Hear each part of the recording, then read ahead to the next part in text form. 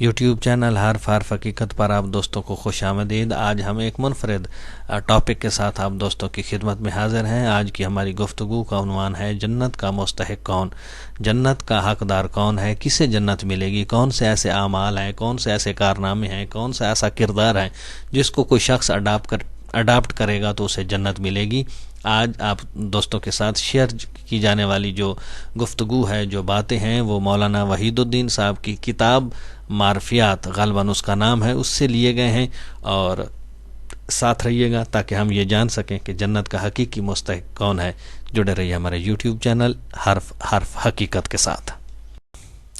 بسم اللہ الرحمن الرحیم والصلاۃ والسلام علی رسول الکریم۔ یوٹیوب چینل حرف حقیقت کا میزبان خان غلام مصطفیٰ بلوچ اس وقت آپ سے ہے محو کلام سلام قبول کیجیے، اس امید کے ساتھ کہ آپ سب دوست خیریت سے ہوں گے اور زندگی کی حقیقی خوشیوں سے لطف اندوز ہو رہے ہوں گے۔ تو آئیے چلتے ہیں اصل موضوع کی جانب۔ ہماری آج کی گفتگو کا جو عنوان ہے وہ ہے جنت کا مستحق کون۔ جنت خوشیوں اور راحتوں کی ایک ناقابل قیاس دنیا ہے۔ جنت صرف ان لوگوں کو ملے گی جو ناقابل قیاس کردار کی قیمت دے کر اس کا استحقاق ثابت کر دیں۔ جنت ابدی خدا کے پڑوس میں ابدی سیٹ حاصل کرنے کا نام ہے۔ سورۃ القمر۔ اس قسم کی غیر معمولی اقامت گاہ صرف انہی خوش قسمت لوگوں کو مل سکتی ہے جو اس کی اعلیٰ قیمت دینے کا حوصلہ کر سکیں۔ جنت کی ناقابل قیاس سیٹ کو پانے کے لیے انسان کو ناقابل قیاس عمل کا ثبوت دینا ہے۔ اس کے لیے ضروری ہے کہ آدمی ناقابل مشاہدہ ان ابزرویبل کو قابل مشاہدہ ابزرویبل بنا سکے۔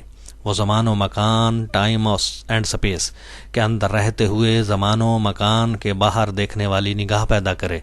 وہ الفاظ کے تاریک جنگل میں معائنی کی روشنی کو پا سکے۔ وہ خواہشوں کے سمندر میں رہتے ہوئے اپنے آپ کو اس سمندر میں ڈوبنے سے بچائے۔ وہ انانیت ایگوئزم کا پہاڑ ہوتے ہوئے اپنے آپ کو بے انا ایگولیس بنا سکے۔ وہ بدخواہ لوگوں کی بھیڑ میں رہتے ہوئے اپنے آپ کو لوگوں کا خیر خواہ ویل وشر بنائے۔ وہ ایک کمزور انسان ہوتے ہوئے ایک طاقتور انسان کا رول ادا کرے۔ وہ کامل آزادی کا مالک ہوتے ہوئے اختیارانہ طور پر اپنے آپ کو سرنڈر کر دے۔ وہ نہ بولے ہوئے الفاظ کو سنے اور نہ دکھائی دینے والی حقیقت کا اعتراف کرے۔ وہ جھوٹ سے بھری ہوئی دنیا میں سچ بولنے کا ثبوت دے۔ وہ بددیانتی ڈس آنیسٹی کے ماحول میں دیانتداری آنیسٹی کے رویے پر قائم رہے۔ خدا کے فرشتے دن رات سرگرم ہیں کہ وہ ان لوگوں کی فہرست تیار کریں جو آخرت میں خدا کے پڑوس میں بننے والی جنت میں داخلے کے مستحق قرار پائیں۔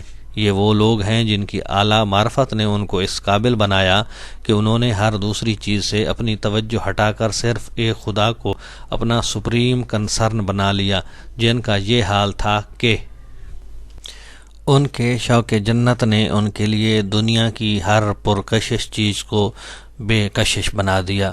خدا کی عظمت، گلوری آف گاڈ کے احساس نے جن کے اندر سے فخر، پرائڈ اور بڑائی، تکبر و غرور کے تمام جذبات کو مٹا دیا۔ خدا کی پکڑ کے اندیشے نے جن کا یہ حال کیا کہ لذتوں کے درمیان رہتے ہوئے لذتوں سے محفوظ ہونا ان کے لیے ممکن نہ رہا۔ جن لوگوں کا یہ حال ہوا کہ جو آوازیں دوسروں کے لیے قابل سماعت آوازیں تھیں وہ ان کے لیے ناقابل سماعت آوازیں بن گئیں۔ جن کو دنیا کی ترقی اور دنیا کی محرومی دونوں یکساں طور پر بے معنی نظر آنے لگے۔ جن کا حال یہ تھا کہ اپنے آپ کو صحیح ثابت کرنے کی بجائے ان کے لیے یہ کہنا زیادہ محبوب بن گیا کہ میں غلطی پر تھا، آئی واز رانگ۔ جنت ایک حقیقی مقام ہے۔ وہ حقیقی اوصاف کی قیمت پر ہی کسی کو حاصل ہوگا۔ جنت میں وہ انسان بسائے جائیں گے جو ربانی اوصاف کے حامل ہوں گے۔ جو لوگ موجودہ دنیا میں اپنے آپ کو ان ربانی اوصاف کا حامل بنائیں گے وہی لوگ ہیں جو جنت میں بسائے جانے کے قابل ٹھہریں گے۔ جنت کسی کو پر اصرار اسباب کے تحت نہیں ملے گی بلکہ وہ کامل طور پر معلوم اسباب کے تحت ملے گی، اور وہ معلوم اسباب یہی ہیں کہ موجودہ دنیا میں اپنے آپ کو ان ربانی اوصاف کا حامل بنائے۔ جنت سچے انسانوں کی کالونی ہے۔ موجودہ دنیا میں انہی سچے انسانوں کا انتخاب ریکروٹمنٹ کیا جا رہا ہے۔ موجودہ دنیا کی زندگی میں جو لوگ کامل طور پر سچے انسان ثابت ہوں وہی جنت کی ابدی دنیا میں بسائے جانے قابل ٹھہریں گے۔ اب تک کے لیے اتنا ہی. جڑے رہیے ہمارے یوٹیوب چینل حرف حقیقت کے ساتھ تاکہ آپ کو ملے آشنائی حرف حقیقت سے. ویڈیو پسند ہے تو لائک کیجئے گا، شیئر کیجئے گا اور کومنٹ سیکشن میں جا کر اپنی رائے سے ضرور آگاہ کیجئے گا. آپ کی دعاؤں کا طالب، آپ کا اپنا خان غلام مصطفیٰ بلوچ.